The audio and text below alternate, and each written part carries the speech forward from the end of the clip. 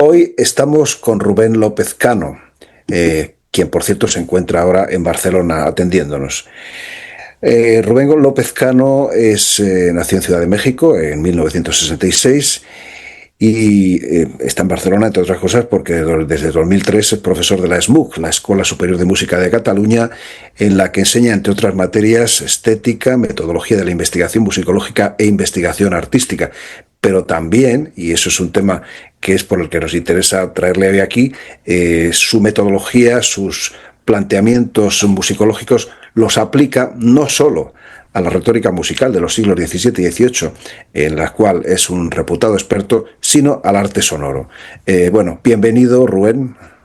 Hola Pepe, un gusto estar contigo en este espacio y compartir con todos tus espectadores y espectadoras.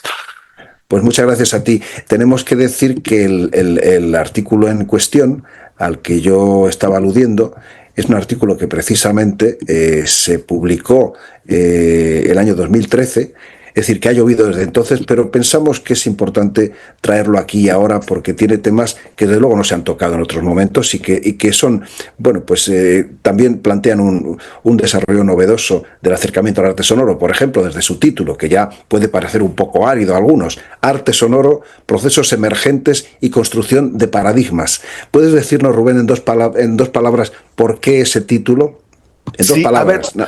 el artículo fue para un proyecto de investigación que tuvimos con la Autónoma de Madrid, que iba de paradigmas y todo eso, y por eso es el título, fundamentalmente Vale. para ajustarlo. Vale, Pero, bueno, entonces podemos pasar a cosas más interesantes. por supuesto, sí. Sí, porque por ejemplo tú en este artículo, no, pero este artículo tiene cosas realmente interesantes y además vamos a irlas desgranando de una manera. Algo que me atrae bastante es pues que tú te pones a recopilar algunas de las definiciones que ha habido. Siempre los artistas sonoros y los especialistas estamos muy a la defensiva. Es decir, ¿y qué es el arte sonoro? Siempre nos ponemos en la retaguardia, decir, no, prefiero no definir eso. Sin embargo, tú sí que te atreves a colocar, no desde tu magín, pero desde el interés de otros especialistas, definiciones de este arte sonoro. Para ti, ¿cuál sería la más atractiva o la más inclusiva, por así decir, del término arte sonoro? Mira, fíjate que este trabajo lo hice, entre otras cosas también porque durante la primera década del siglo, comienza en el mundo hispanoparlante, bueno, una gran cantidad de festivales, una cantidad de artistas extraordinarios, extraordinarias, y también comienza una reflexión, ¿no? ¿Qué es esto? ¿De dónde viene? ¿Qué hacemos? Recuerdo, de las primeras veces que estuve en Argentina, unos amigos, colegas de la Universidad de Quilmes que hicieron unas intervenciones extraordinarias en espacio público, en la Casa Rosada, pusieron una banda sonora de los hitos de los años 70, 80 y 90, de la dictadura y todo eso, y la gente que pasaba por ahí lloraba, y me dijeron, es que no sabíamos que éramos artistas sonoros.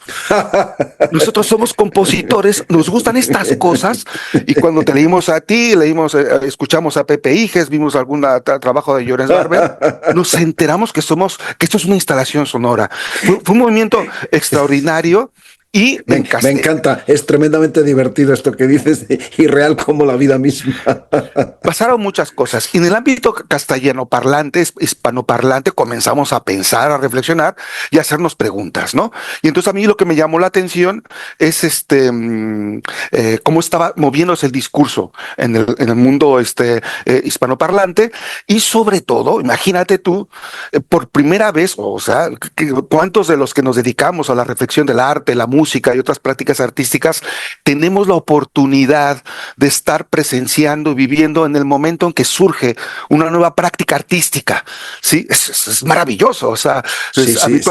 habitualmente cuando llegamos ya todo está hecho, y no, aquí está emergiendo, surgiendo, tomando forma, y Sí. entonces es muy goloso meternos a ver, ya no desde mi perspectiva, que yo no soy especialista en el arte sonoro, pero sí meterme en el discurso, cómo son las diferentes aproximaciones, cómo son las diferentes maneras de pensar este proceso y de afrontar un fenómeno extraordinariamente complejo que es darle un nombre a una criatura que viene de muchos lados y que se resiste a una narrativa simple, ¿no? Sí, y además hay que decir una cosa, Rubén, y es que no tantos musicólogos, al menos de habla hispana, en Alemania quizás ha sido más frecuente, como tú bien sabes, os habéis atrevido a meter las herramientas de la musicología a afrontar el arte sonoro. Tú, por ejemplo, entre las definiciones que aportas de otros, quiero decir, dices que es alguien dice, el conjunto de diversas prácticas artísticas que consideran como su centro de atención nociones amplias del sonido, la escucha y la audición. En fin, hay otras definiciones, por supuesto, que aportas viniendo de otros autores, ciertamente. Y, bueno, por ejemplo, otra de Lucy Smith dice, obra de arte que emplea, genera o ejecuta cualquier clase de sonido o ruido. Y ciertamente tú señalas en algún momento que la falta de definición del arte sonoro parece no incomodar a una parte importante de sus cultivadores. Y es cierto, en eso tienes toda la razón. Así es, así es. Ahora, por contrario, si hablamos de instalación sonora, arte radiofónico y otro tipo de actividades que integran lo que llamamos arte sonoro, ahí es mucho más fácil definir, es mucho más fácil trazar historias, grandes obras, grandes autores, es Sí, más fácil. sí. Pero Sí, cuando intentamos y que te lo crees tú. Te voy a Ajá. decir una cosa así en coña, pero de veras también. Yo he estado trabajando con mis colegas de radios internacionales en la UER. Creamos el grupo Ars Acústica, como seguramente sabes, en el año Ujú. 89. Yo estuve, de hecho, como presidente del grupo 6 años. Y te puedo asegurar que no hubo manera humana, de que pudiera definirse qué era Ars Acústica. Ahí tienes un buen ejemplo de lo que estamos Exacto. hablando. Es más, te diré. Estaba todo el mundo encantado, yo no tanto, porque yo soy muy de ciencias. Estaba todo el mundo muy encantado de que no hubiera una definición, porque si hubiera una definición parecía que se iba a matar la criatura. Ujú. Yo creo que Sí, algo de eso hay también. sí, es que también muchas de estas prácticas artísticas surgen en un intersticio en donde las artes establecidas se tambalean, no sabemos qué está surgiendo, cómo está surgiendo y es un momento heurísticamente riquísimo para los artistas, ¿sí? Y antes de que venga la definición, la institucionalización, antes de que esto entre a un programa de una facultad y se comience a enseñar, se comience a construir el canon oficial, hay un momento de extrema fertilidad, de extrema libertad, de extrema riqueza que mucha gente quiere aprovechar, ¿no? Sí, pero por ejemplo, tú estás hablando de universidades y sabes perfectamente que al menos hay dos en España, tres en realidad, que imparten temas en torno al arte sonoro. Bueno, dejando aparte el máster de arte sonoro de la Universidad de Barcelona, que también, pero por ejemplo, las más antiguas son la que ha impartido José Antonio Sarmiento en la Facultad de Bellas Artes de Cuenca En Cuencas. y Miguel Molina, al que tú citas, por cierto, en tu texto, en la Politécnica de Valencia.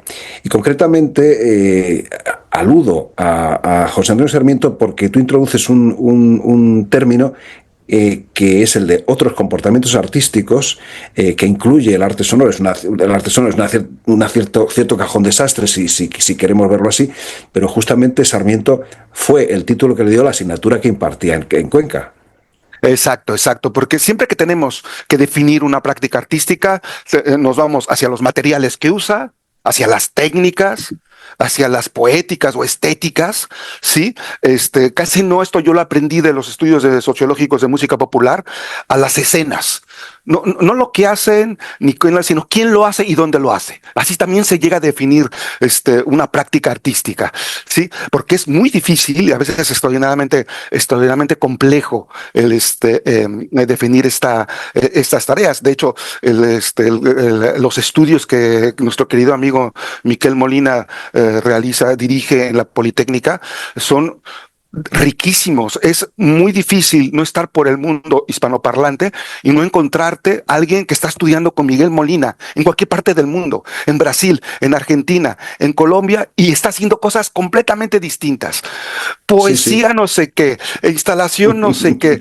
O sea, es impresionante la Sí, riqueza y el impacto que personajes como Miguel Molina están teniendo en una parte del mundo estoy de con acuerdo. esa apertura y Sí. esa valentía, ¿no? De aceptar una extraordinaria cantidad de prácticas en su seno, en su maestría, en su máster. Y eso dejando aparte que es una maravillosa persona, que eso también hay que decirlo. Y un excelente artista. Y un Sí, excelente artista. yo quería entrar en, porque además vamos a introducir aquí unos esquemas que tú realizaste y que quizá aclaran también de alguna otra manera distinta a la palabra lo que se dice en tu acercamiento a la aproximación del arte sonoro. Haces dos aproximaciones. Una de ellas es la aproximación acotada.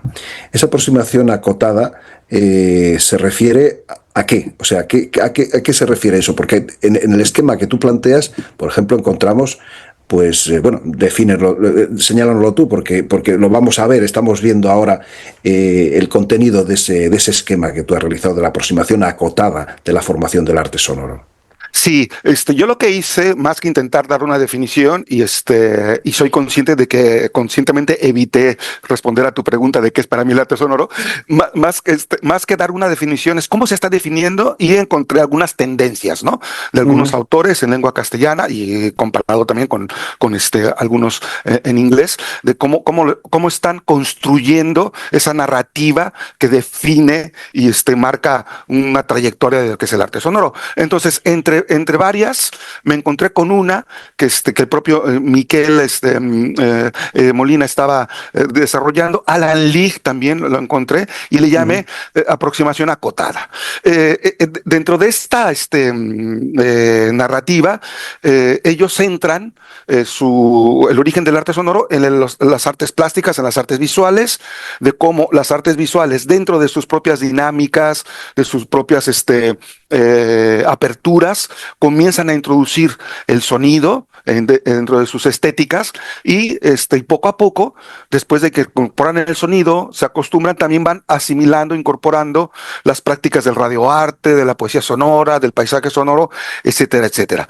Es una visión acotada porque es muy organizada, muy útil, por supuesto, para hacernos una idea. La gente que viene de fuera del campo, que necesita entender, es muy didáctica, ¿sí? Pero que se deja fuera cosas, ¿no? Entonces, por ejemplo, ellos parten de que existe unas prácticas dentro de la plástica y las artes visuales, dentro del seno de estas dinámicas comienzan a incorporar el sonido, ¿sí? Se abre espacio al sonido y después acogen otras tradiciones que venían sonando por ahí, de música experimental, de radioarte, etcétera, etcétera, ¿sí? Lo problemático de esta visión es que, pese a que es muy organizada, se deja fuera cosas como que el concepto de arte sonoro ya estaba circulando desde mucho tiempo antes, como que algunos músicos como Paulino Ontiveros participaron de esas muestras y de esos primeros eh, exposiciones, o que, por ejemplo, Miquel Molina y Alan Lee hablan mucho de la escultura sonora y la instalación sonora como el eje vertebrador del arte sonoro, ¿sí? Y tenemos que el gran padre de la instalación sonora, Max Neuhaus. Mark Newhouse, ¿sí? Odiaba el término arte sonoro Sí, y puedo, jamás aceptó que lo puedo, catalogaran como tal. puedo Sí, asegurarlo. Y además decía, yo creo que en el libro que yo escribí, Arte Sonoro, una indisciplina, mencionaba el asunto porque me llamó la atención. Porque sí, sí. él decía que para qué se va a crear un nuevo término, porque eso en definitiva es absurdo. Si ya hay términos suficientes que permiten acotar el campo y explicar las cosas que se están haciendo, ¿para qué crear uno nuevo? ¿No? Eso decía Max Neuhaus. Pero en fin, Exactamente. Y ahí él dice, estaba. yo soy músico experimental, ¿no? Entonces Sí. es muy bonito. Ahora, esto no es un problema de Miquel ni de los teóricos. Todo intento de organizar en un relato coherente la emergencia de una práctica artística es compleja y no deja de ejercer cierta violencia y de dejar fuera cosas y de no incluir cosas importantes, ¿no? Entonces tenemos estas paradojas, ¿sí? Y ahora nos vamos entonces a la aproximación amplia. La aproximación amplia, Porque que supongo que tú con eso has intentado perfeccionar o mejorar algunas de los problemas que veías en la aproximación anterior, ¿no es así? sí, pero abre otros tipos de problemas también bastante complejos, ¿no? Entonces, ¿Cómo no? que quienes definen la aproximación amplia, que le llamo yo, son gente como Llorens Barber, Montserrat Palacios, el artista sonoro mexicano Manolo Rocha, sí, Así, que hombre, muy amigo. dan una definición amplia, extensa, amorfa. Te dicen que había música experimental, había radioarte por allá, había no sé qué para acá, tal, una serie de cosas inconexas, y poco a poco alguien decidió, se fue construyendo el concepto de arte sonoro. Por ejemplo, Llorens y Barber y Montserrat Palacios mencionan, hey, que desde el año 85 José Iges estaba haciendo un programa de radio que se llama Ars Sonora, que Sí, bueno, comenzó a integrar arte radiofónico, música sí. electroacústica y manifestaciones que estaban en ese espacio liminar, ¿no? Sí, pero te voy a decir una cosa, Rubén. Si yo empecé a tocar más la música electroacústica, fue porque de alguna manera me vino una obligación desde fuera, desde la dirección de la emisora en ese momento, porque había un programa antes que dirigía Consuelo Díez, que se llamaba El canto de los adolescentes, y que se dedicaba exclusivamente a la música electroacústica, y a ella la echaron como colaboradora y entonces me asignaron a mí que tocara también ese tema. O sea que fue una cosa un poco así, ¿eh? O sea, cuidado. Porque Azarosa. sí, es azarosa. Lo cuento porque se puede contar, no hay ningún problema, claro. No hay ningún problema y además muchas de las cosas son estas, ¿eh? No todo viene de la inspiración o la decisión voluntaria de artistas, sino que muchas cosas surgen así, por grandes equivocaciones o por casualidades, ¿no? Sí, Entonces, o forzadas por una circunstancia. exacto. Exacto. Entonces, lo que sugieren esta visión amplia es que de repente se decidió que había que incorporar en un solo concepto todas esas prácticas por diversas razones, y es que se crea el arte sonoro. Manolo Rocha dice, es una categoría artificial en el sentido de que Mm. no existe nada motivacional, porque la postura anterior, la de Miquel Molina, de la aproximación estrecha, de alguna manera sugiere o deja, no lo dicen explícitamente, y no sé tampoco si es su intención, pero deja entrever que hay una esencia y un origen ontológico del Sí, arte una realidad sonoro. inmanente, diríamos. Exactamente, exactamente. Un poquito como en música, estas ideas orgánicas, ¿no? De que un Sí, género, es que, un claro, estilo musical efectivamente, nace, crece, se sí, sí. desarrolla y se perfecciona, Sí, ¿no? es que tiene algo de darwiniano, ¿eh? Esta primera Exacto, teoría, que resulta un exactamente. poquito así, no sé cómo decirlo. Exactamente. Entonces, esta Sí. segunda teoría, pues, decimos, bueno, fue una cosa así. Lo que tampoco se mete mucho en detalle, y también cabría la pena hablar, es que en la decisión de crear una categoría distinta a las categorías artísticas que existían, incluyendo la música experimental, y crear una categoría que se llama arte sonora, no solamente hubo un desafío estético, un desafío artístico, sí que también, por supuesto, pero también hubieron cosas políticas y económicas que pedestres, como por ejemplo, no sé si recuerdas, pero yo recuerdo en Madrid, en Barcelona, en Buenos Aires, en México no tanto, pero había, cuando comenzaba a emerger esto que llamamos arte sonoro,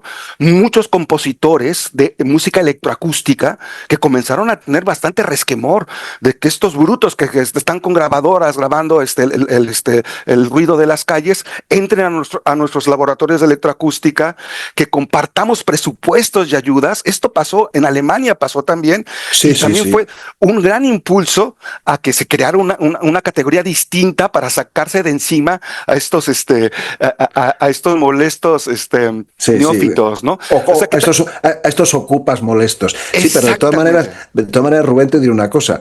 Sí, sí se ha producido luego el caso cuando el arte sonoro ha sido una categoría que ha gozado de un cierto predicamento por los festivales, por estar a la moda relativamente, como todo siempre. De pronto ha habido una serie de músicos que se autodefinían como experimentales y que lo eran, o electroacústicos y lo eran, que han dicho, bueno, es que nosotros hacemos también, bueno, es que más bien hacemos arte sonoro, es que lo nuestro es arte sonoro. O sea, que ha habido como una especie de apuntarse al carro en algunos casos, En algunos casos. que no sé si ha sido un tanto oportunista. Así es, así es. Y hay estiras y aflojas. Ahora, no te quiero decir cuando un estudiante de composición del centro donde yo trabajo en la SMUC quiere hacer algo de arte sonoro. La palabra está prohibida en los estudios. Luego acaban la carrera y hacen composición de bandas sonoras, música electroacústica extraordinaria, Sí, sí, instalación sonora, se dedican a todo. Pero sí, sí, ahora, en este momento, causa repulsa en ciertos sectores. sí, sí, ¿Sí? sí, sí. Y, Y y tenemos este, ahora, sí, sí, dime, Sí, dime. sí. Y este esquema, bueno, permite ver eso, que en realidad, efectivamente fue un acuerdo, porque por muchas razones se decidió que tenemos que agrupar todo eso en un concepto y que no existe necesariamente una motivación o una esencia, inmanente, como decías, ¿no? Pero entonces viene una cierta manera de sintetizar, un trabajo de síntesis hasta cierto punto que tú abordas en este artículo que nos está ocupando, y a partir de ahí todo lo que estamos hablando, que se sale mucho del artículo en sí, hay que decirlo, pero y es ese que al que tú aludes, otro esquema, un tercer esquema que defines, que denominas como arte sonoro, como dominio artístico. Tú estás buscando ahí, diríamos, señalar que el arte sonoro es un dominio artístico. Sí, el concepto de dominio viene de los estudios de la epistemología y de los estudios cómo trabaja la ciencia. Por ejemplo, las ciencias cognitivas, que desde los años 50, 60 logró que colaboraran lingüistas, antropólogos, especialistas en inteligencia artificial, gente que trabajaba con ordenadores, semióticos, es decir, que comenzaron a trabajar en equipos, a producir investigaciones y libros, por ejemplo, en música, el libro de Ray Jakendorf y Fred Lerhard, de la teoría generativa de la música tonal. Uh -huh. Rakendorf es un lingüista, Lerhard es un compositor, es un producto de estos trabajos transdisciplinares.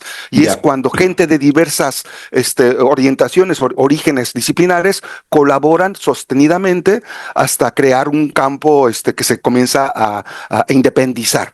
¿Sí? Y una posible visión para entender un poco esto es efectivamente cada actividad, práctica, poesía sonora, paisaje sonoro, pues, instalación, viene con una inercia propia y de repente se encuentra en un campo, ¿sí?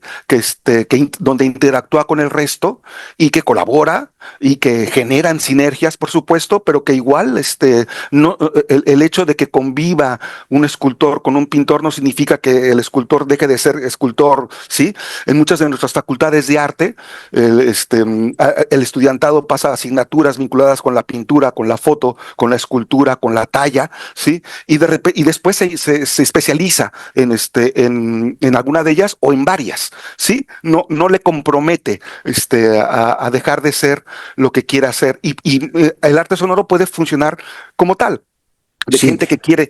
Sí, dime.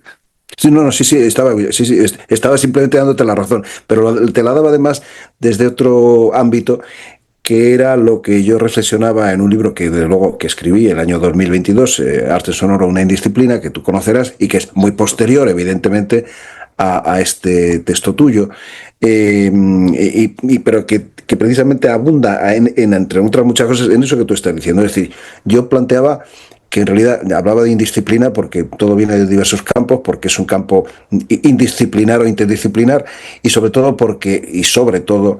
porque nadie pierde en el fondo la disciplina de origen. O sea, uno sabe perfectamente el que está haciendo aquello, seguramente tiene más formación en música, más formación en escultura, más formación en pintura, más formación en poesía, más formación en teatro. O sea, utilizan ese tipo de recursos para abordar el ámbito de los sonoro y para hacer obras en donde el sonido tiene efectivamente una intencionalidad artística. Y, por supuesto, Exacto. un valor estético, claro está. Exacto, exacto. De hecho, en la versión amplia que sostenían Llorens Barber, Monse Palacios y Manolo Rocha, hay también un regusto porque la palabra, el término arte sonoro tiene esa capacidad de desbandada, ¿no? De Sí, que sí. dejamos de pensar en disciplinas y lo abrimos. Ahora, lo que yo haría si tuviera que rehacer este trabajo, revisitar este tema, sería echar un Sí, ojo a cómo se está enseñando, cómo se está sí, organizando sí, institucionalmente sí, sí, para ver sí. si se están construyendo disciplinas, se está dejando apertura, ¿sabes? Recientemente, no sé si conoces la Universidad 3 de Febrero en Sí, hombre, Argentina. hombre, en este programa hemos tenido a Raúl Minsburg A Raúl, sí, sí. y en su momento hemos tenido contacto con Menes Abasta también, una chica formidable, una magnífica artista y por supuesto pensadora. Y en fin, hay otra serie de gente por ahí en esa universidad que está haciendo cosas, bueno, el máster de arte sonoro que hacen, etcétera, ¿no? Exactamente. Es un, Entonces, sí, lo hemos dedicado un espacio que ha sido bastante visitado, por cierto, hay que decir, sí. sí, estos son los espacios que yo observaría para saber cómo está moviéndose esta institucionalización y cómo se está disciplinando, reorganizando o qué tipo de concepto y de identidad también se está generando entre la gente que cursa estos estudios, ¿no? Y luego hay otra cosa también, que lo digo al paso, y es el tema de los estudios sonoros, que no es necesariamente el ámbito de lo estético y del arte, sino que se abre a otro tipo de realidades, lo social en el trabajo sonoro, cómo la sociedad utiliza el sonido para la protesta, para la política, para no sé qué. Entonces, ahí, claro, se abre un campo que evidentemente no es el que estamos tratando de manera digamos, estricta, ¿no? De una manera amplia ya, se pasa un poco del ámbito del arte, pero bueno, ahí está, ¿no? Realmente ahí está. Y el paisaje sonoro sí que a veces frisa con ese tipo de cuestiones. Sí, es un espacio donde se colaboran mucho científicos sociales y artistas, ¿sí? Generando sinergias muy interesantes, artistas que visibilizan a partir de sus obras problemas que detectan los científicos sociales o científicos sociales que gracias al trabajo artístico comienzan a pensar en ciertos problemas. Y dentro de los estudios sonoros ahora se está derivando los estudios de escucha, de la escucha como objeto de estudio, los Claro, regímenes de escucha sociales y la escucha como una entidad también que requiere una atención especial. porque no hay solo una escucha, sino muchas escuchas, evidentemente. Exacto. Y Y la porque, historia de la claro, escucha. La claro, historia de la escucha. Tenemos sí, muchas historias. Nosotros los últimos días de noviembre estaré en una mesa redonda con colegas donde vamos a hablar del tema. Sí, te doy la fecha porque estaré en México, pero va a ser en línea. Eso es el 8 de noviembre, el 7 de noviembre, perdón. No, perdón, a finales, el 28 de noviembre. Una quién mesa sabe, redonda. quién sabe si cuando esto se publique ya ha pasado esa fecha, pero en todo caso lo Ah, apuntamos, perfecto. porque Bueno. es importante. Sí, una mesa ronda en la que estaban, perdona. Sí, un historiador que nos va a contar el régimen de escucha de los jesuitas y Ajá. cómo la escucha, un tipo de escucha, por supuesto, era el camino a la redención y el Ujú. camino a la iluminación. La escucha, no la mirada ni el tacto, ¿sí? Y otra compañera, Natalia Bieleto, que está trabajando en Chile, nos va a hablar de regímenes de escucha, de cómo se construye socialmente y cómo las sociedades nos inducen a escuchar determinadas cosas de determinada manera porque es la norma social, ¿sí? Estará también Alicia Peñalba, una colega de la Universidad de Valladolid, que nos va a hablar de la cognición corporeizada y de cómo algunos modelos ven en la escucha ya no una captación pasiva de lo que pasa afuera, sino una exploración activa, selección y una acción corporal que va desde lo neuronal hasta el cuerpo entero para generar sentido con la información acústica y ese tipo que te digo que deriva de los estudios sonoros y que está también a medio camino entre la práctica artística y la reflexión académica. Absolutamente. Pues si te parece, Rubén, dejando este tema de la escucha, que es, en definitiva, el melón que hay que abrir, porque evidentemente el sonido no existe sin la escucha, y ahí estamos. Lo dejamos aquí. Y bueno, hablamos en otro momento porque tema hay para rato. Y bueno, pues nada, te agradezco muchísimo, te agradecemos todo lo que nos has dicho, todo lo que nos has enseñado y por supuesto ese artículo que nos ha servido para hablar de muchas otras cosas alrededor. Claro está, como siempre pasa. Sí, muchas gracias, Pepe, por la invitación y animo a todos la audiencia que se animen a entrarle a este tema, a estos temas de definiciones, de concepciones, no para intentar definir, sino para observar y comunicarnos cómo es este fenómeno tan extraño de darle carta de naturaleza a una práctica artística emergente y eso no pasa todos los días, hay que aprovecharlo. Estoy de acuerdo. Muchas gracias. Un placer, Pepe.